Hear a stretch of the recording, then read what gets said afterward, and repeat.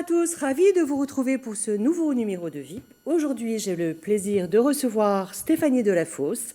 Elle est chef du secteur des publics spécifiques au Château de Versailles. Et j'ai à ma droite Laurence Dupin, qui elle est présidente de l'association Art Convergence, basée à Plaisir, et dont nous avons déjà plusieurs fois parlé. On s'est déjà vu sur ce plateau, Laurence, n'est-ce pas ? Il n'y a pas si longtemps d'ailleurs. Bon, vous vous en souvenez, c'est bien. Voilà, alors aujourd'hui, ce qui nous ramène, ce qui nous rassemble, c'est un événement qui est à peine sorti de l'œuf, parce que c'est en préparation aujourd'hui. On est le 9 septembre, ça va durer jusqu'au 19 septembre. Vous avez organisé une exposition qui s'appelle D'un commun accord et qui entre dans le cadre d'un processus de création mis en place par le Château de Versailles qui s'appelle Escale à Versailles. Alors, on va en dire un petit peu plus. D'abord, Laurence, Art Convergence, pour ceux qui ne sauraient pas, quelle est cette association ? Alors, l'association Art Convergence est une association qui a pour objectif d'aider des personnes qui ont des maladies psychiques à travers des projets qui mettent en valeur leur talent artistique plus particulièrement. Et la plupart du temps, on les fait travailler avec des artistes professionnels pour aboutir à des expositions. Bon, c'est vrai que c'est la première fois qu'on est au Château de Versailles et que c'est un immense honneur, en fait, je pense, pour tous et pour les artistes et l'ensemble des participants. D'ailleurs, vous avez eu des expositions, par exemple, aux Beaux-Arts de Versailles, au Château de Saint-Germain-en-Laye, pour ne citer que celle-ci. Voilà, donc là, pour l'instant, on est au Château de Versailles. On est même plus précisément dans l'Orangerie Jussieu, au cœur du domaine du Trianon. Oui, tout à fait. Grâce à l'intervention de... Grâce à Stéphanie Delafosse. Écoutez, vous êtes formidable. Alors, Stéphanie Delafosse, donc vous, votre travail, en quoi consiste-t-il déjà en quelques mots ? Donc, le secteur des publics spécifiques, on s'occupe des personnes en situation de handicap et des personnes qu'on dit éloignées des musées. Notre objectif, comme on est un établissement public, c'est d'accueillir et d'ouvrir le patrimoine à tous. Et donc de faire venir ces publics qui sont parfois un petit peu en difficulté pour venir, soit pour des questions physiques ou parce qu'ils sont un peu éloignés du monde de la culture, en fait. Quand vous dites éloignées des musées, c'est géographiquement parlant ou parce socialement, économiquement, voilà. On a aussi des publics empêchés, tout ce qui est public hospitalisé, public sous main de justice. Voilà. Tous ces publics-là, c'est nous qui les gérons et on les accueille et on fait en sorte qu'ils aient envie de revenir aussi. En plus. Voilà. Et alors, c'est le cas jusqu'à présent ? Ça marche plutôt bien. D'accord. Oui. Alors, pour ce faire, vous avez mis en place un dispositif créatif que vous avez appelé... Escale à Versailles. Voilà. Alors, en quoi consiste-t-il ? C'est un dispositif qui est né en 2014. On a rencontré une association en fait, qui travaillait sur l'expression artistique auprès de personnes en situation de handicap. Et on a eu envie de les accueillir au château. Et puis, ça a eu un beau succès. Et en fait, on a eu envie de poursuivre en fait, ce dispositif. Et donc, c'est un dispositif qui a lieu tous les 2 ans pour se laisser le temps un peu de concevoir le projet, de rencontrer les bonnes associations et les bons partenaires pour monter ces projets-là. Et ensuite pour laisser le temps aussi à la création artistique des personnes en situation de handicap. Oui, parce qu'une fois, excusez-moi, je vous coupe, une fois qu'on a le projet, il faut la création. Voilà, il faut la création, il faut qu'on ait du temps. Donc en fait, ça se fait en construction avec les artistes. L'idée, c'est de leur faire découvrir le patrimoine, de leur faire découvrir le château de Versailles. En premier lieu. Voilà, en premier lieu. Et ensuite, de les amener à construire une création artistique avec les artistes, puis à les exposer dans le domaine. Et ensuite, on a l'édition d'un petit album souvenir, un petit catalogue qui permet... Alors, serait-ce ceci par hasard ? Voilà, exactement. Voilà. Donc, on en a eu 3. Celui-là, c'était la 3e édition. D'accord.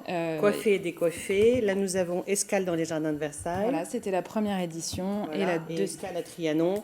Voilà. Tout à fait. Et il nous manque D'un commun accord, évidemment, puisque l'exposition est en devenir, incessamment sous peu. Exactement. Voilà. Et on a un dispositif un petit peu différent par rapport aux précédentes. Les précédentes, c'est chaque personne en fait crée sa propre œuvre. Et ici, on est dans une démarche plus collective. D'accord. C'est le propre de votre association Art Convergence, Laurence, n'est-ce pas ? Pas toujours, mais là, c'est vrai qu'on s'est aussi adapté aux circonstances, aux lieux.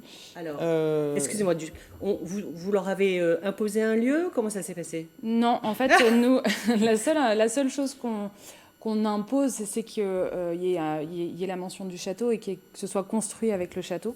Et on avait l'exposition Hyacinthe Rigaud, le portrait soleil, qu'on a pu ouvrir quelques semaines avec les périodes de confinement. Pendant le confinement, tout ça. Voilà, la préparation. Exactement. Mais l'idée, donc Hyacinthe Rigaud, pardon, n'a pas duré suffisamment, enfin, n'a pas eu sa vraie vie. Non, n'a pas eu sa vraie vie. Après, nous, on a créé des médiations à distance qui permettaient un peu de couvrir cette période de confinement. Ouais. Voilà, avec l'idée de travailler sur la représentation du pouvoir. Ouais. Et on a travaillé avec les artistes sur le lieu d'exposition.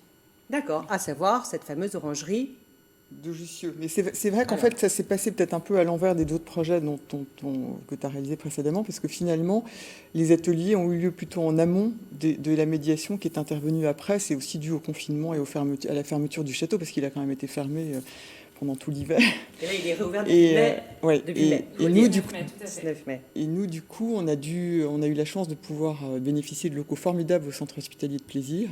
Déjà. Voilà, et qui ont été réinstallés grâce à l'œuvre Falleret et à la bonne. Qu'est-ce que c'est que l'œuvre Falleret en quelques Alors, mots? L'œuvre Falleret, finalement, c'est quand même le troisième partenaire du projet qu'on a mené et qui aboutit à l'exposition d'aujourd'hui, elle gère un ensemble de structures qui proposent des solutions d'hébergement, d'accueil, d'accompagnement à des personnes ayant des handicaps psychiques ou souffrant de maladies psychiques. Donc c'est exactement dans la continuité de nos projets. Et alors, est-ce qu'elle vous envoie des malades, par exemple, pour participer à Elle ne nous envoie pas des malades, c'est-à-dire qu'on s'occupe de personnes qui viennent dans nos ateliers ou qui participent à des activités artistiques la plupart du temps, autour des arts visuels.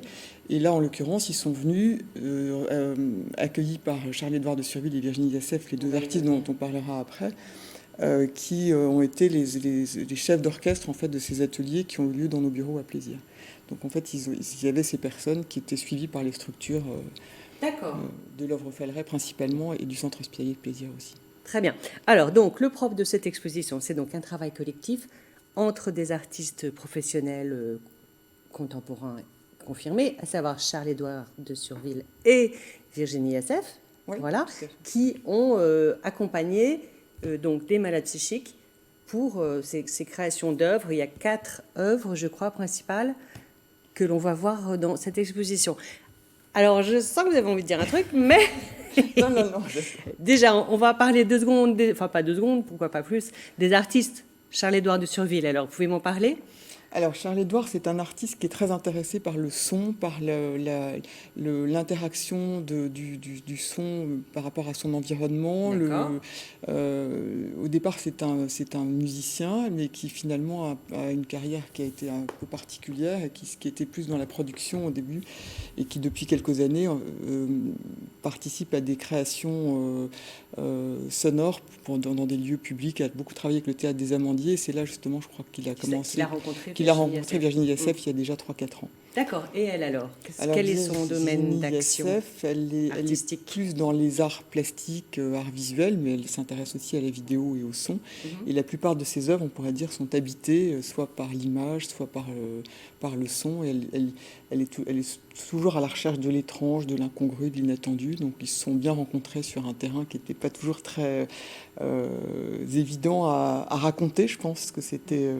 on a toujours été surpris, agréablement surpris. Enfin, moi, c'était mon sentiment tout au long de ce projet.